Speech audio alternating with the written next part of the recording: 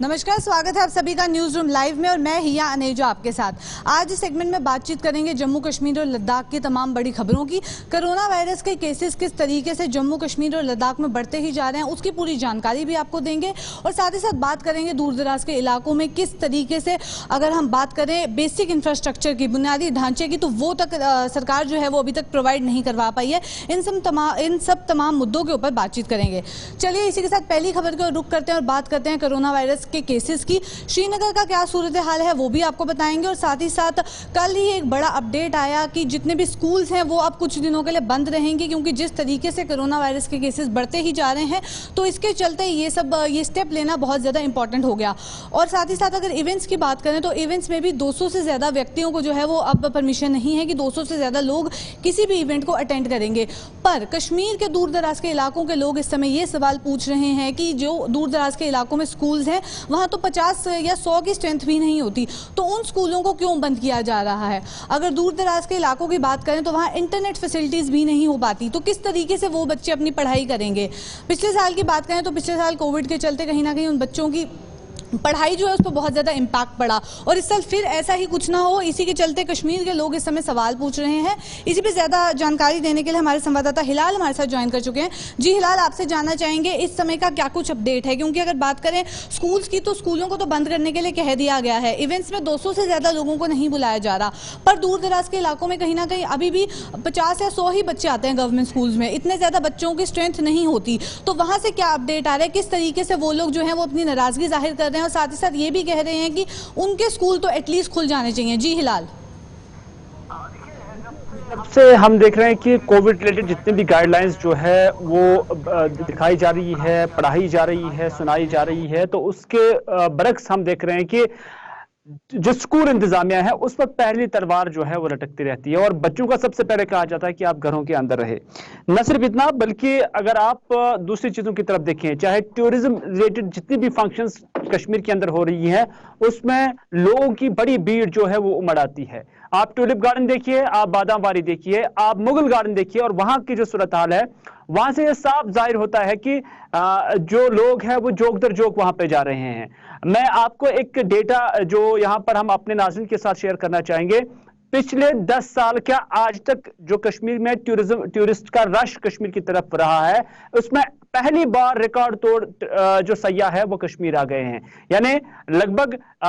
इस महीने में, जिस मार्च की हम बात करते हैं, तो मार्च के महीने में पिछले लगभग 70,000 के करीब टूरिस्ट कश्मीर आए हुए हैं, जबकि आम सालों में इससे पहले जब भी यहाँ टूरिस्ट आते थे तो ये तादाद 30 से 40 के दरमियान हुआ करती थी। तो इस बार जब कोविड गाइडलाइंस है, जब एक से ज्यादा लोगों को इकट्ठा होने की जो है ममानियत है और उसके साथ साथ सरकार की जानब से विज्ञापन जारी किए जाते हैं, एडवर्टीजमेंट्स के जरिए लोगों को समझाने की कोशिश की जा रही है, पोस्टर्स के जरिए लोगों को समझाने की कोशिश की जा रही है कि आप मास्क का इस्तेमाल करो और उसके साथ साथ 2 गज की दूरी बनाए रखो, भीड़ जो है वो इकट्ठी ना करो। लेकिन जब यही गाइडलाइंस है, यही विज्ञापन है, उसके बावजूद हम देख रहे हैं कि मुगल गार्डन्स के अंदर या जितनी भी सयाहती मकाम है वहां पर इस तरह की फंक्शंस गवर्नमेंट सतह पर ऑर्गेनाइज की जाती है जहां पर 500 से ज्यादा लोग होते हैं। हालांकि कल जो ऑर्डर निकला है उसमें कहा गया है कि जितनी भी घरेलू की असल में ये चीजें हैं कि घरेलू स्तर पर अगर किसी की शादी है या कोई काल हो जाता है तो वहां पर अगर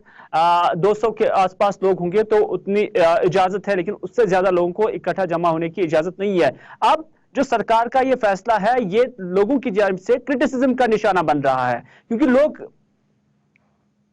अभिभावकों का इस समय क्या कुछ रिएक्शन है, क्योंकि अगर बात करें स्कूली बच्चों की तो पिछले साल भी कोविड के चलते पढ़ाई जो है बहुत मुश्किल से हुई थी, बच्चों को 2G पे पढ़ाई करनी पड़ी थी, स्पेशली अगर जम्मू कश्मीर की बात करें। हालांकि इस साल 4G चल रहा है, पर कहीं ना कहीं दूर दराज के इलाकों की अगर बात करें तो वहाँ सिग्नल्स प्रॉपरली नहीं आते, आप कॉल भी प्रॉपरली नहीं कर सकते, तो इंटरनेट पर पढ़ाई करना कहीं ना कहीं टीचर के लिए भी मुश्किल है पढ़ाई करवाना और बच्चों के लिए भी मुश्किल है वहाँ से नोट्स कॉपी करना या कोई चीज़ को समझना। स्पेशली अगर मैथ, साइंस ऐसे सब्जेक्ट की बात करें तो इनमें समझने के लिए आपको कॉन्टिन्यूस कम्युनिकेशन की जरूरत है, पर कहीं ना कहीं वो कट हो जाएगा अगर सिग्नल प्रॉपर नहीं होगा। तो उसके हवाले से क्या कुछ अपडेट आ रहा है, क्या बच्चे वहां नाराजगी जाहिर करते हुए नजर आ रहे हैं? जी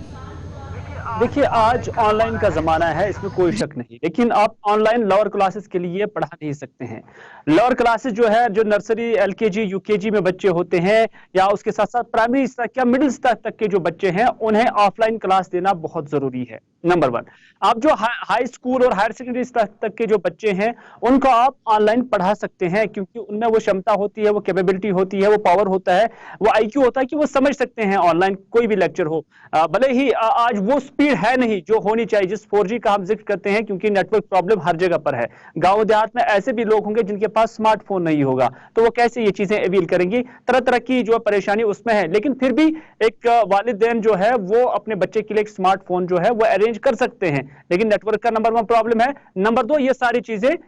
जो है मिडिल से लेकर जो हायर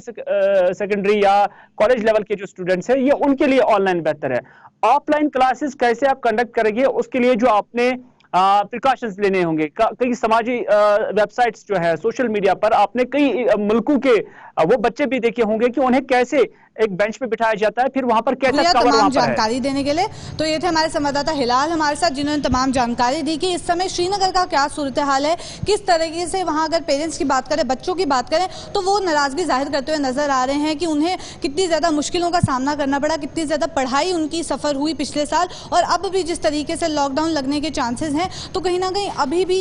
जिस तरीके से स्कूल्स की बात करें वो इस समय भी बंद हैं, नया अपडेट जो है वो आया है, तो उनकी पढ़ाई बहुत ज्यादा सफर करने वाली है। चलिए, ये तो रहा श्रीनगर का अपडेट। अब जम्मू में इस अपडेट को लेके, इस नई पॉलिसी को लेके कि स्कूल जो है वो बंद रहेंगे, इसके ऊपर क्या कुछ रिएक्शन है, यहाँ लोग किस तरीके से इसके ऊपर बात कर रहे हैं, क्या इस चीज़ को एक्सेप्ट कर रहे हैं या इसके ऊपर जम्मू में भी नाराजगी ही जाहिर की जा रही है, उसके ऊपर जानकारी देने के लिए मेरे संवाददाता दविंदर ज्वाइन कर चुके हैं, उनसे तमाम जानकारी लेंगे। जी दविंदर, आपसे जानेंगे कि जो अपडेट आया कल कि स्कूल जो है वो कुछ दिनों तक और बंद रहने वाले हैं, और इवेंट्स की अगर बात करें तो वहाँ 200 से ज़्यादा लोगों को नहीं अलाउ किया जाएगा, तो उसको लेके जम्मू के लोगों का क्या कुछ रिएक्शन है? जी, अगर जम्मू के लोगों का बात करें तो उन्होंने जो उपराज्यपाल की ओर से जो ट्वीट किया है, जो यूटी सरकार है जम्मू कश्मीर की,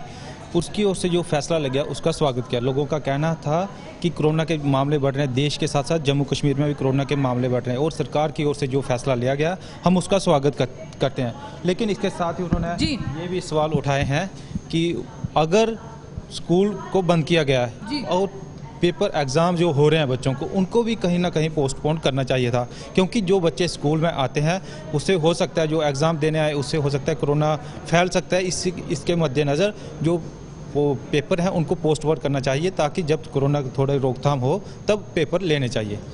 जी दविंदर, बहुत बहुत शुक्रिया तमाम जानकारी देने के लिए। तो ये थे हमारे संवाददाता दविंदर हमारे साथ, जिन्होंने तमाम जानकारी दी कि किस तरीके से अगर यहाँ जम्मू में बात करें तो कहीं ना कहीं लोग जो हैं वो खुशी जाहिर करते हुए नजर आ रहे हैं इस अपडेट को लेके। चलिए, अब बात करेंगे रामबन की, और वहाँ के दूर दराज के इलाकों में कहीं ना कहीं वहाँ के लोग जो हैं वो अभी भी परेशान हैं। क्या कुछ पूरी जानकारी है वो हमारे संवाददाता नदीम हमें देंगे, पर जब तक वो ज्वाइन करते हैं तो मैं आपको बता दूँ कि वहाँ पर एक सड़क है रामबन से 5 किलोमीटर दूर, लगभग 6 किलोमीटर स्ट्रेच की सड़क है, और उस सड़क की अगर बात करें तो कहीं ना कहीं बहुत ज़्यादा रोड जो है वो पहले से ही खराब थी, और उसके बाद भी अगर बात करें कॉन्ट्रैक्टर्स की, तो कॉन्ट्रैक्टर्स को जो है ये प्रोजेक्ट दिया गया, पर उसके बावजूद भी उन्होंने काम जो है वो प्रॉपर्ली नहीं किया। आधी सड़क बना के उन्होंने वो सड़क जो है उस पर काम रोक दिया, और अगर डिपार्टमेंट की बात करें तो कोई भी कंसर्न डिपार्टमेंट जो है वो इसके ऊपर एक्शन लेता हुआ नजर नहीं आ रहा, ना ही इसके ऊपर जो कॉन्ट्रैक्टर्स हैं उनसे जाँच पड़ताल जो है वो की जा रही है कि क्यों काम बीच में रोका गया। वहीं अगर लोगों की बात करें तो लोग कहीं ना कहीं अपनी नाराजगी जाहिर करते हुए नजर आ रहे हैं कि उन्हें बहुत सारी परेशानियों का सामना जो है वो करना पड़ रहा है, और अगर उनकी गाड़ियों की बात करें तो उनकी गाड़ियों के पार्ट्स की भी बात करें वो भी खराब हो रहे हैं, क्योंकि जिस तरीके से रोड की खस्ता हालत है, तो कहीं ना कहीं उन्हें बहुत ज़्यादा परेशानी का सामना करना पड़ता है जब उन्हें ट्रैवल करना पड़ता है। तो उसके वजह से जो रोड है, जो 6 किलोमीटर का स्ट्रेच है, वो कहीं ना कहीं बहुत ज़्यादा खराब है। और कॉन्ट्रैक्टर्स की बात करें तो उन्होंने काम ज़रूर शुरू किया था, पर बीच में किस तरीके से काम रुका और क्यों प्रशासन इसके ऊपर क्यों कोई एक्शन जो है वो लेता हुआ नजर नहीं आ रहा, इसी के ऊपर तमाम जानकारी देंगे हमारे संवाददाता नदीम। और अगर रामबन के इलाके की बात करें, वहाँ के लोगों की बात करें, तो उनके लिए यातायात कहीं ना कहीं बहुत ज़्यादा मुश्किल होता जा रहा है। वो एरिया की अगर पूरी बात करें तो वहाँ अभी तक प्रॉपर रोड्स जो हैं काफ़ी जगहों पर नहीं है। और उसके बाद अगर इस रोड की बात करें जो रामबन को कनेक्ट करती है बाकी गाँव से, 5 किलोमीटर दूर है रामबन से, तो उस रोड की भी अगर बात करें तो वो भी बहुत ज़्यादा पहले से ही ख़राब थी, और प्रशासन ने जब फैसला लिया कि उसे ठीक किया जाएगा तो ठीक करने के बजाय रोड जो है वो और ज़्यादा ख़राब होती गई। तो क्या उसके ऊपर किस तरीके से प्रशासन जो है वो कदम नहीं उठा रही, कोई एक्शन जो है वो नहीं लिया जा रहा। क्या इसका कारण करप्शन है, क्यों ये सब चीज़ें जो है इसमें इन्वॉल्व हैं, इसी के ऊपर जानकारी देने के लिए हमारे संवाददाता नदीम हमारे साथ ज्वाइन कर चुके हैं। जी नदीम, आपसे जानना चाहेंगे क्या कुछ अपडेट है अभी? जी जी बिल्कुल। देखिए हिया मैं एक चीज़ बता दूं, क्योंकि बात कर रहे हैं ये रामबन से लगभग डिस्ट्रिक्ट हेडक्वार्टर से 4 किलोमीटर दूर वाक़ एक रोड है, हलवा रोड के नाम से जाना जाता है। हालांकि इस रोड की अगर की बात करें तो पहले काफी खराब हालत थी, जहां पर गाड़ी को चलने में काफी ज्यादा दुश्वारी थी। उसके बाद अगर डिपार्टमेंट की तरफ टेंडरिंग तो की गई, टेंडर इस रोड की रोड को रिपेयर करना है, लेकिन अब रिपेयरिंग तो समस्या हो रही है कि लोग भी इजाफा होता जा रहा है। जिस कॉन्ट्रैक्टर को ये टेंडर मिला है ठीक है, लेकिन उसने अधूरा काम वहां पे छोड़ दिया है, और अधूरा काम होने की वजह से जिस तरह से पहले रोड की हालत खराब थी, लेकिन जब वहां पे मेंटेनेंस का काम चला तो रोड की हालत को कुछ हद तक बेहतर करने की कोशिश की गई थी, लेकिन अधूरा जब छोड़ दिया तो आज की डेट में ये 6 किलोमीटर लंबी लोगों को लगभग जहां 15 मिनट लगते थे इस सफर को तय करने में, आज 40 से 45 मिनट का टाइम लग जाता है, जिसकी वजह यह है कि रोड की हालत काफी खराब कर दी गई। थोड़ा क्या है, अब डिपार्टमेंट की यहाँ पूरी है कि वो कॉन्ट्रैक्टर से पूछ नहीं रहे कि भाई आपने काम अगर रुकाया हुआ है, लोगों को प्रॉब्लम फेस करनी पड़ रही है, तो इसमें काम में रफ्तार लाई जाए, तेजी लाई जाए, लेकिन वो सब चीजें हमें देखने को नहीं मिल रही है, जिससे हम ये कह सकते हैं कि कहीं गाड़ियों को नुकसान भी पहुंचा अभी तक उस काम के रुके पड़े होने की वजह से। लेकिन ना तो इस वक्त कॉन्ट्रैक्टर इस तरफ कोई तवज्जो दे रहा है, ना ही कंसर्न डिपार्टमेंट तवज्जो दे रहा है। चीज जानना चाहेंगे वहाँ लोगों को कितनी ज्यादा जो है ट्रैवलिंग के, जैसे आपने खुद कहा कि टाइम भी ज्यादा लगता है, तो ट्रैवल करने में भी प्रॉब्लम आता है। वहीं आपने अगर बिजनेस की बात करी, व्यापारियों की बात करी, तो उनके लिए भी कहीं ना कहीं मुश्किलें जो है वो होती हैं, क्योंकि जिस रोड से वो जाते हैं अगर रोड इतनी खराब होगी तो जो सामान वो लेके जा रहे हैं कहीं ना कहीं उसके भी खराब होने के चांसेस बढ़ते हैं। तो वो इस पे क्या कुछ कह रहे हैं? जी नदीम। देखिए मैं एक चीज बता दूं आपको, क्योंकि जब रोड की हालत खराब होती है तो सब चीजों पे उसका असर पड़ता है। सबसे पहले रोड पर जब गाड़ी चलती है तो गाड़ी पे क्या असर पड़ता है, तो ज्यादा टाइम तो जाहिर सी बात है कि फ्यूल वगैरह है वो ज्यादा कंज्यूम करेंगे। उसके साथ साथ हम देखिए कि जब रोड पर चलेंगे तो कहीं ना कहीं मैकेनिकल फॉल्ट भी आता है, जो एक बड़े हादसे को जन्म दे सकता है। कलेक्टर कब जागेगा, वो डिपार्टमेंट कब जागेगा जिसको ये काम सौंपा गया है, जो ये काम करवा रहा है और लोगों की मुश्किलात का अजाना होने के लिए अभी तक हमें कोई उम्मीद नजर नहीं आती हुई नजर नहीं आ रही है। हालांकि कई बार जो कंसर्न डिपार्टमेंट के एम्प्लॉयज हैं, ऑफिशियल्स हैं, उनसे तो बात की, लेकिन उन्हें यकीन दिलाने के सिवाय अभी तक कुछ नहीं मिला है। रोड की हालत जिस तरह के पहले ये तमाम जानकारी देने के लिए तो ये थे हमारे संवाददाता नदीम हमारे साथ, जिन्होंने तमाम जानकारी दी कि किस तरीके से अगर रामबन इलाके की बात करें तो वहाँ इस समय बेसिक इंफ्रास्ट्रक्चर जो है वो तक नहीं है। बेसिक अगर हम रोड्स की बात करें तो रोड्स कहीं ना कहीं जो है वो ख़राब हैं, और उसके बाद भी अगर लोगों की बात करें तो उनके लिए कितनी ज़्यादा मुश्किलें जो हैं वो हो जाती हैं, कितनी ज़्यादा मुश्किलों का उन्हें सामना करना पड़ता है, ट्रैवल नहीं कर पाते। और बिजनेस की बात करें तो वो भी कहीं ना कहीं सफ़र कर रहा है। चलिए ये तो बात थी रामबन की सड़कों की, अब रामबन के स्कूल्स की बात करते हैं। और वहाँ पर रामबन की अगर बात करें तो वहाँ कहीं ना कहीं बेसिक इंफ्रास्ट्रक्चर जो है वो नहीं है। स्कूल्स की हालत जो है वो आए दिन हम आपको दिखाते रहते हैं कि दूर दराज के इलाकों में अगर जो गवर्नमेंट स्कूल्स हैं उनकी हालत देखी जाए तो वो बहुत ही खस्ता है। कईयों में छत नहीं है, कईयों में टॉयलेट फैसिलिटीज़ नहीं है, बच्चों को अब धूप में पढ़ना पड़ता है, बारिश हो कहीं ना कहीं उस दिन जो है उनका स्कूल की अगर बात करें तो स्कूल जिस तरीके से वो पढ़ाई करते हैं उस पर बहुत ज़्यादा इम्पैक्ट जो है वो देखने को मिलता है। और क्या कुछ अपडेट जो है इस हवाले से आ रहा है, उसी पर जानकारी देने के लिए हमारे संवाददाता अश्विनी ज्वाइन कर चुके हैं। जी अश्विनी, आपसे जानना चाहेंगे क्या अपडेट है रामबन की अगर बात करें तो वहाँ के स्कूल्स में क्या इस समय प्रॉब्लम जो है वो आ रही है और किस तरीके से लोग जो है वो अपनी नाराज़गी जाहिर कर रहे हैं? जी देखिए ये केवल ज़िला रामबन के स्कूलों की बात नहीं है, ये जम्मू कश्मीर के जितने भी दूर दराज के इलाके हैं वहाँ पे जितने भी प्राइमरी स्कूल हैं उनमें कुछ इसी तरह की हालत है। तो मैं आपको बताता चलूँ कि आज मौजूदा समय में जो आजकल जो है शिक्षा विभाग की ओर से एक प्रवेश उत्सव मनाया जा रहा है और इसका आयोजन जगह जगह किया जा रहा है, जिसमें जो है जो अभिभावक हैं या जो लोग हैं उनको सरकारी स्कूल की ओर मतलब आकर्षण करने के लिए ये कार्यक्रम जो आयोजित किया जा रहा है। तो मेरे ख्याल में शिक्षा विभाग को ऐसे कार्यक्रमों का आयोजन करने की ज़रूरत ही ना पड़े अगर विभाग जो है अपने सरकारी स्कूलों में जो बुनियादी ढांचा है उसको चुस्त दुरुस्त करें। अब इस स्कूल की बात हम कर रहे हैं ज़िला रामबन के, तो यहाँ पे पानी की व्यवस्था नहीं है। मतलब बच्चों को जो है वो चश्मे से पानी लाना पड़ता है पीने के लिए स्कूल में। तो आप अंदाज़ा लगा सकते हैं अगर ऐसी स्थिति होगी सरकारी स्कूलों में तो ऐसे आयोजन करने का, प्रवेश उत्सव करने या उनका आयोजन करने का कोई फ़ायदा नहीं है। तो सबसे पहले जो है शिक्षा विभाग को जो अपने जो बुनियादी ढांचा है उसको जो है उसमें लोगों को, बच्चों को जो है बुनियादी पानी जैसी जो है बुनियादी सुविधा उपलब्ध करवानी होगी। उसके बाद ही ये जो है उत्सव इनका जो है वो कामयाब हो सकता है। जिस तरीके से आपने बताया कि कार्यक्रम का आयोजन किया गया जिसमें पूरी डिटेल्स दी गई कि गवर्नमेंट स्कूल जो है वो बहुत सारी फैसिलिटीज़ ज़रूर प्रोवाइड करता है, पर कहीं ना कहीं अगर बात करें पेरेंट्स की, बच्चों की, तो उनका रुझान जो है वो प्राइवेट स्कूल्स की ओर रहता है। पर क्या ये नहीं लगता कि अगर गवर्नमेंट स्कूल्स की ओर बच्चे रुक करेंगे तो कहीं ना कहीं गवर्नमेंट भी जो है वो प्रॉपर फंड्स प्रोवाइड करवा पाएगी? मिसाल के तौर पे अगर बात करें, केनाल रोड पे जो गवर्नमेंट हायर सेकेंडरी स्कूल है जम्मू में, उसका इंफ्रास्ट्रक्चर बहुत ही बढ़िया है क्योंकि वहाँ पे कहीं ना कहीं स्ट्रेंथ भी ज़्यादा है, तो सरकार भी वहाँ फंड्स देती है और कहीं ना कहीं बच्चों की तरफ से भी वो रिस्पॉन्स जो है वो उन्हें मिलता है। पर दूर दराज के इलाकों की बात करें तो वहाँ वैसे ही बेसिक इंफ्रास्ट्रक्चर नहीं है, और वहाँ स्कूल्स की भी बात करें तो वहाँ मर्जर जो है वो देखा जा रहा है। इस समय अपडेट आया था कुछ दिन पहले कि मर्जर हो रहे हैं स्कूल्स के, क्योंकि वहाँ बच्चे ही नहीं जाते। तो क्या लगता है इसके? देखो भैया, मर्जर भी हो रहे हैं, मर्ज भी हुए हैं स्कूल, कई जगह पे तो स्कूल बंद भी हो चुके हैं।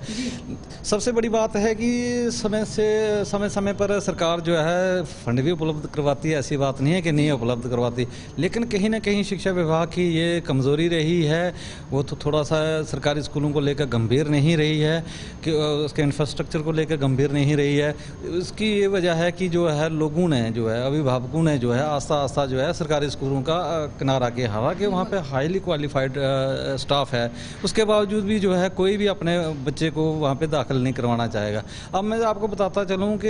ये जो है आधुनिक युग है, कंप्यूटर का युग है, तो स्मार्ट क्लासेस का है, स्मार्ट बोर्ड का है, तो ऐसे में अगर इस दौर में कोई भी नहीं चाहेगा कि उनका बच्चा जो है ज़मीन पर बैठे, ठीक है। तो इस वजह से जो है जो अभिभावक है वो अपने निजी स्कूलों की रुख कर रहा है, और सरकार पिछले कुछ सालों से लगातार इसकी तरफ कोई ध्यान नहीं दे रही है। अगर वो अपने इंफ्रास्ट्रक्चर को, अपने जो प्राइमरी स्कूलों का जो है बुनियादी ढांचा उसमें थोड़ा सा सुधार करे तो उनको मेरे ख्याल में इतनी मशक्क़त नहीं करनी पड़ेगी। अगर हाईली क्वालिफाइड स्टाफ के साथ साथ अगर वो बुनियादी ढांचा जो है वो जो दुरुस्त देता है तो फिर मेरे ख्याल में ना तो स्कूल मर्ज होंगे, ना ही स्कूल बंद होंगे, वहाँ पे संख्या भी बढ़ेगी। क्योंकि जब सरकार प्राइमरी तक मुफ्त शिक्षा दे रही है, दोपहर का खाना भी उपलब्ध करवा रही है, तो ऐसे में मुझे नहीं लगता कि कोई अब अपनी जेब क्यों ढीली करेगा प्राइवेट निजी स्कूलों में जाके। तो सबसे ज़्यादा ज़रूरी है सरकार को भी और शिक्षा विभाग को भी कि अपना जो है प्राइमरी स्कूलों का जो है उसका थोड़ा सा बुनियादी ढांचा जो है उसको चुस्त किया जाए। मैं आपको एक और भी बात बताता चलूँ कि इसमें थोड़ी सी प्रॉब्लम यहाँ पे आ रही है कि कुछ जो स्कूल हैं वो सर्व शिक्षा अभियान के तहत खुले हुए हैं, तो उसमें जो है जो मेंटेनेंस के लिए जो है वो बहुत कम पैसा आता है, क्योंकि वो केंद्र से उसका पैसा जो आता है, और राज्य सरकार जो है इन स्कूलों के लिए जो फंड उपलब्ध नहीं करवा पाती, जिसके चलते जो है स्कूलों की जो मरम्मत नहीं, रख रखाव जो है सही ढंग से नहीं हो पाता। जी अश्विनी जी, बहुत बहुत शुक्रिया। तो ये थे हमारे संवाददाता अश्विन हमारे साथ, जिन्होंने तमाम जानकारी दी कि दूर दराज के स्कूलों की अगर बात करें तो वहाँ आज भी बुनियादी ढांचे जो है वो नहीं अवेलेबल है। चलिए इसी के साथ लद्दाख की ओर रुख करते हैं। कोरोना वायरस के केसेस का जम्मू का क्या अपडेट है वो भी आपको देंगे, श्रीनगर का तो ऑलरेडी दे चुके हैं, और अगर लद्दाख की बात करें तो लद्दाख में भी कोरोना जो है अब उसके केसेस बढ़ते जा रहे हैं। अगर लेह की बात करें तो लेह में कोरोना संक्रमण के मामले 250 के भी पार हो गए हैं। वहीं अगर जम्मू संभाग की बात करें तो 100 के ऊपर जो है यहाँ पे भी कोरोना वायरस के केसेस देखने को मिल रहे हैं। और लद्दाख में क्या कुछ अपडेट है, लद्दाख का क्या कुछ प्रशासन वहाँ पे कर रही है, उसकी जानकारी देने के लिए हमारे साथ हमारे संवाददाता ज्वाइन करेंगे। पर जब तक वो ज्वाइन करते हैं, अगर जम्मू की बात करें तो जम्मू में चालान जो है वो काटे जा रहे हैं जिन लोगों ने मास्क नहीं पहना। श्रीनगर की बात करें, वहाँ पे भी चालान काटे जा रहे हैं। वहाँ पे केसेस ज़्यादा हैं तो स्ट्रिक्टनेस भी ज़्यादा देखने को मिल रही है, वहाँ पे 2-2 हज़ार रुपये तक के चालान काटे जा रहे हैं। अब लद्दाख में प्रशासन क्या कुछ कर रहा है, क्योंकि कहीं ना कहीं जो अगर डेथ केस की बात करें, डेथ जो है वो अभी तक कोई भी नहीं हुई है कोरोना वायरस की वजह से, तो वो लोग भी कहीं ना कहीं इस चीज़ को लेके अपनी सतर्कता जो है वो नहीं दिखाते हुए नजर आ रहे हो। और लद्दाख का क्या कुछ अपडेट है उसके ऊपर जानकारी देने के लिए इशाक हमारे साथ ज्वाइन कर चुके हैं। जी इशाक, आपसे जानना चाहेंगे लद्दाख में इस समय कोरोना वायरस का क्या कुछ अपडेट है, कितने ज़्यादा मामले जो हैं वो सामने आ रहे हैं? जी अच्छा, आपको बता दें पिछले कई दिनों से लगातार लद्दाख में कोविड-19 की संख्या बढ़ते हुए नजर आ रहे हैं और हाल ही में 29 पॉजिटिव केसेस रिपोर्ट किया गया है यूनिट टेरिटरी लद्दाख से और 12 पेशेंट्स को डिस्चार्ज किया है। आपको बताते चले अभी तक इस वक्त जो है total active cases 233 UT Ladakh में एक्टिव केसेस हैं, जिनमें से 292 लेह से हैं, 31 कारगिल से हैं। इसको मद्देनजर रखते हुए इंतजामिया की जानिब से लगातार कोविड की चेन को ब्रेक करने के लिए कोशिशें किया जा रहा है और जिस तरह से लद्दाख के लिए हवाई परवाज जो हवाई लाइफलाइन है वो इस वक्त के भी एयरपोर्ट है, वहाँ पे भी बड़े पैमाने पे स्क्रीनिंग किया जा रहा है और जितने भी पेशेंट्स और जितने भी खासकर पैसेंजर्स और लेबर्स बाहर से आ रहे हैं उनकी स्क्रीनिंग किया जा रहा है और दूसरी जानिब जिस तरह से खलसी में एक चेक पोस्ट है वहाँ पे भी स्क्रीनिंग किया जा रहा है और दूसरी जानिब यूनियन टेरिटरी लद्दाख के दोनों अजला में इस वक्त जो है प्रिकॉशनरी मेजर्स जो है वो इंतजामिया की जानिब से ले रहे हैं और साथ ही साथ जो डिजास्टर मैनेजमेंट एक्ट के तहत DDMA के तहत जो है बहुत सारे गाइडलाइंस जारी किया है, जिसमें खासकर सोशल डिस्टेंसिंग और मास्क सैनिटाइजर्स यूज करना लोगों के लिए मैंडेटरी किया है और खासकर जो है सोशल डिस्टेंसिंग और मास्क की इम्पोर्टेंस को लोगों तक पहुंचाने के लिए जो है बहुत कड़ी जो है गाइडलाइंस जारी किया है, जिसमें अगर किसी ने अगर जम्मू संभाग की बात करें तो यहाँ पे प्रशासन जो है वो चालान काटते हुए नजर आ रही है। 500-500 रुपए के चालान जो है वो काटे जा रहे हैं जिन लोगों ने मास्क नहीं पहना और अगर कश्मीर की बात करें तो वहाँ पे भी 2000 रुपए तक के चालान काटे जा रहे हैं। तो वहीं अगर लद्दाख में इस तरीके से केसेस बढ़ते जा रहे हैं तो वहाँ प्रशासन क्या कुछ कर रही है? जी, यहाँ पे भी जिस तरह से अगर किसी ने मास्क नहीं पहना है, अगर कोई जो गाइडलाइंस की खिलाफ वर्जी कर रहा है उनके खिलाफ कड़ी से कड़ी कार्रवाई किया जा रहा है और दूसरी जानिब मास्क इन्होंने नहीं पहना है उनके जो है एज ए पेनल्टी उनसे 500 रुपीज एज ए पेनल्टी ले रहे हैं और दोबारा अगर कोई जो है वायलेट करता है इस जो है गाइडलाइन को तो उन पे लगभग 800 रुपीज की चार्ज जो है वो लगा रहे हैं। अगर कोई पे नहीं कर रहे हैं, कोई जो है रिस्पॉन्ड नहीं कर रहे हैं, उनके खिलाफ सेक्शन 188 के तहत जो है कार्रवाई करने को कह रहे हैं डिस्ट्रिक्ट इंतजामिया की जानिब से। जी, और लोगों का वहाँ क्या कुछ रिएक्शन है? क्या वैक्सीन आ गई है उसके बाद जिस तरीके से लोग मास्क नहीं पहनते हुए नजर आ रहे हैं जम्मू और कश्मीर की बात करें तो क्या लद्दाख में भी यही है? इससे पहले हमें देखने को मिला कि जब वैक्सीन जो शुरुआत हुआ और वैक्सीनेशन का जो पहला प्रोसेस जिसमें सीनियर सिटीजन को वैक्सीनेशन का प्रोसेस शुरू हुआ, इसके बाद जो है फ्रंटलाइन वर्कर्स को वैक्सीनेशन का प्रोसेस शुरू हुआ, इसके बाद सेकेंड डोज शुरू हुआ, इसके बाद से लोगों में कहीं ना कहीं ये देखने को मिल रहा था कि जो है जनरली मास्क और सोशल डिस्टेंसिंग और कोविड के गाइडलाइंस की ख्याल जो है बहुत कम देखने को मिल रहा था। लेकिन अब कहीं ना कहीं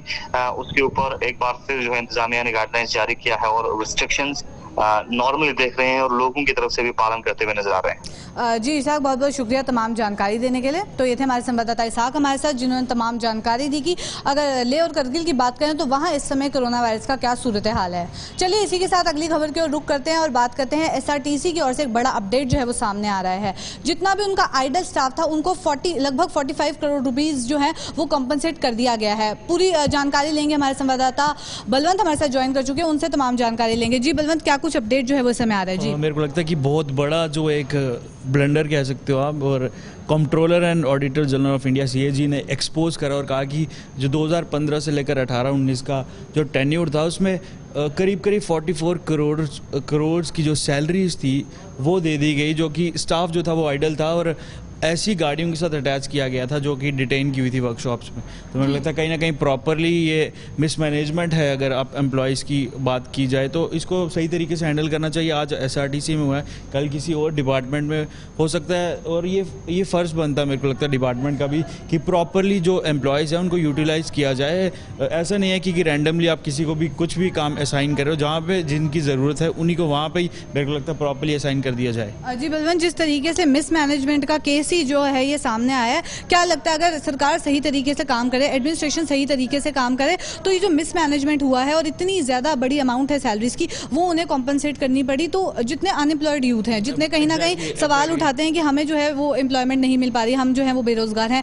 तो अगर मैनेजमेंट हो तो उन्हें भी कहीं ना कहीं नौकरियां जो है वो मिल जाएंगी। ही बिल्कुल मिल जाएगी और मुझे लगता है इतना बड़ा अमाउंट जो फंड्स का था 44 करोड़ रुपीस बहुत ज़्यादा होता है और जो लोग हैं अनएम्प्लॉयड हैं एग्जैक्टली, ये कहीं ना कहीं अगर सही तरीके से हैंडल किया जाता, क्योंकि मिसमैनेजमेंट जो है वो प्रॉपरली हुई है और इतने सारे लोग, मेरे को लगता है जब फंड्स डिस्पर्स होते हैं, जब फंड्स एलोकेट होते हैं, तो प्रॉपरली मेरे को लगता है वो जिन तक पहुंचने चाहिए वो पहुंचते नहीं है। जी बलवंत, बहुत बहुत शुक्रिया तमाम जानकारी देने के लिए। तो ये थे हमारे संवाददाता बलवंत हमारे साथ, जिन्होंने तमाम जानकारी दी कि अगर 2014-15 के टेन्योर से 2018-19 के टेन्योर तक की बात करें तो एसआरटीसी के काफ़ी एम्प्लॉयज़ जो थे वो आइडल थे, उनको 44.95 करोड़ रुपीज़ की अमाउंट जो है वो कंपनसेट करनी पड़ी एसआरटीसी को, और सीएजी भी कहीं ना कहीं इसमें इन्वॉल्व थी। उन्होंने बड़ा खुलासा जो है वो किया है। चलिए आज के लिए इतना ही, अभी के लिए इतना ही। और इस सेगमेंट में हमने तमाम जानकारी दी कि दूर दराज के इलाकों में अगर स्कूलों की बात करें, बेसिक इंफ्रास्ट्रक्चर की बात करें, रोड्स की बात करें, तो आज तक जम्मू कश्मीर के दूर दराज के इलाकों में